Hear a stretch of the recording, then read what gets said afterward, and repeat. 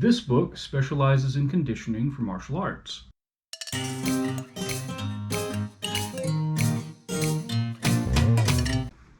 Hi guys, my name is Joe and welcome to my channel, Fighting Words, the Martial Arts Library.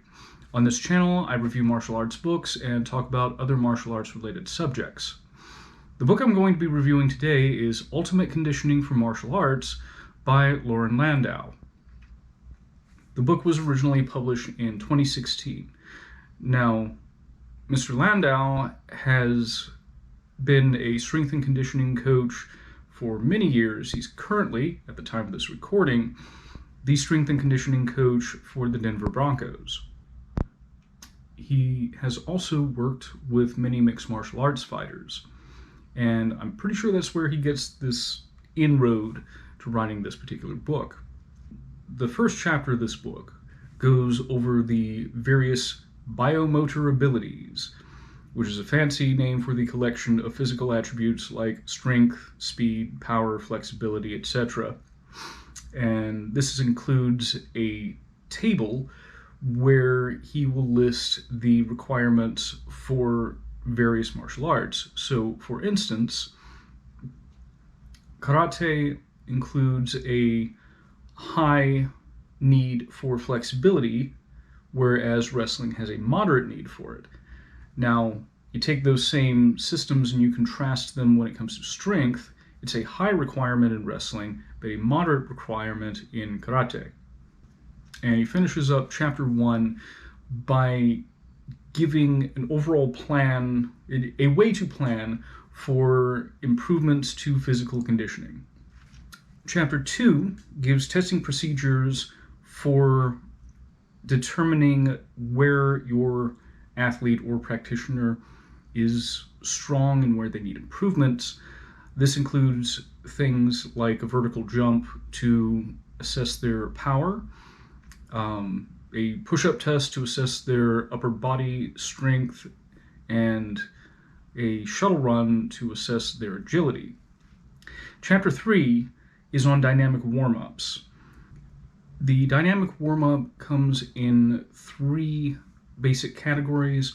One is muscle activation, which is a very common warm-up activity. It's basically just, getting the blood into the muscles in order to, make them more pliable and more fit for exercise, fit for movement without injury. A second factor is dynamic flexibility. So, these would be your dynamic stretches as opposed to static stretches where you're holding a position. This would be more like, swinging your legs back and forth. Then you have transit mobility. That's the third factor, and that is more along the lines of agility exercises like, shuffling and high knees and things like that. Now, one thing to note about this section is that the muscle activation exercises are put into different series. So you would have a quadruped series where you are on all fours. You have a squat series, shoulder series, straight leg series, hip rotation.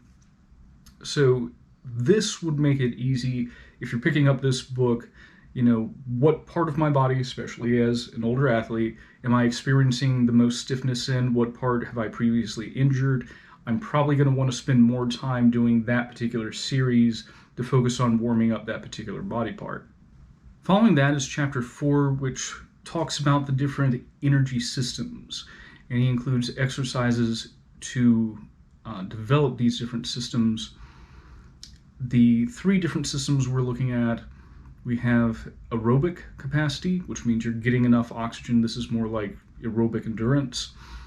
Then you have aerobic lactic, which lasts for several seconds, usually a minute or 2. So that's sort of a middle ground between aerobic and then the next one, which is anaerobic alactic. So that is your very short burst, fast twitch. You got 2 or 3 seconds of using this energy system. And I'm sure as practitioners of martial arts, you can see where, each of those energy systems might come into play. You You need the general aerobic endurance, for participating in activity over a longer period of time. The anaerobic alactic, that's going to be a series of like rapid fire punches. That's going to be your big throws. Then sort of that middle ground is going to be for, when you're exerting yourself constantly but not at your maximum. The example he uses might be fighting for a takedown or working in the clinch. The next two chapters, chapters 5 and 6, are on specific exercises for striking and kicking and for grappling and wrestling. And he will classify the exercises by what biomotor ability they develop. For instance, speed or stability or power. So this would be a case where, if you have one particular background, you can afford to ignore the other one if you'd like. So I'm a wrestler, let me take a look at the exercises for wrestling. I do Taekwondo, let me look at those exercises. The next two chapters continue with physical attributes. Chapter 7 is on speed and agility, which Mr. Landau refers to as the X factor. Meanwhile, Chapter 8 is on recovery and nutrition. After all, you're exerting yourself, you need to be able to properly recover and fuel your body. And I think this is something that is often overlooked. I think I've heard before that there's no such thing as overtraining, but there is such a thing as under recovery. And I think recovery is sort of the part of physical fitness that a lot of us laymen might not quite understand as well. So it's beneficial to have an expert in this subject go over that. The following chapter, chapter 9, is actually on creating a fitness program for a specific sport, and this includes the study of periodization, so that you can develop a program where you will peak physically and hopefully mentally right when you hit your competition day. And again, this is very useful information for people who are competitors. As laymen, maybe this doesn't come into play quite as much, but if you are a coach or a competitor, this is definitely something I would look into. There are so many variables that go into competition. You definitely want to make sure that you are working at your best on that day. Now, the final 3 chapters are on developing specific programs.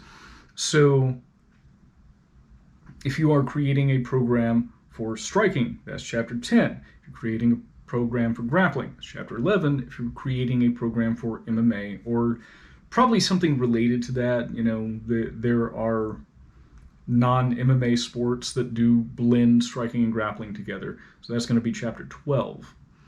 And again, as a layman, this information is going to be very useful. So, pros and cons.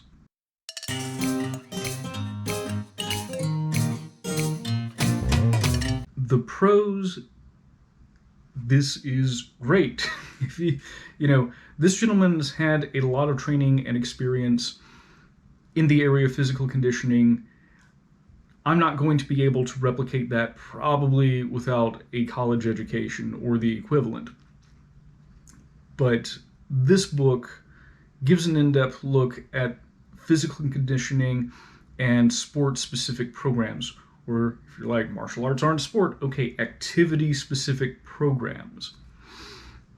So this is, again, incredibly beneficial for laymen. Even if you do not participate in a competitive setting, things like the dynamic warm-up and the different exercises in order to increase your speed, increase your agility, increase your power, those are all going to be useful, even if you train just for self-defense.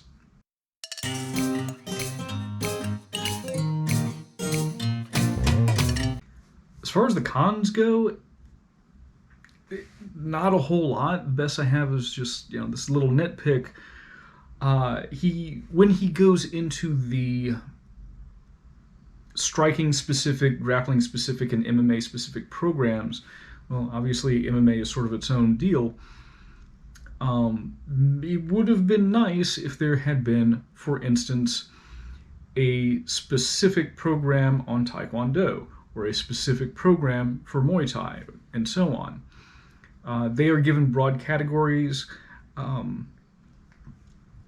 It's going to be a little bit different for different sports. For instance, we know in Olympic Taekwondo, you're probably not going to be using your arms quite as much, so that program might not have as many upper body exercises on it. Muay Thai includes a grappling component in that there's that clinch work. So I don't know how much of that got included in the overall striking program. So, things like that would have been helpful, but again, it's very nitpicky. I think someone who reads this book could go back and take a look at it, and with a little experimentation, probably figure out how to create a program that is specific to those sports.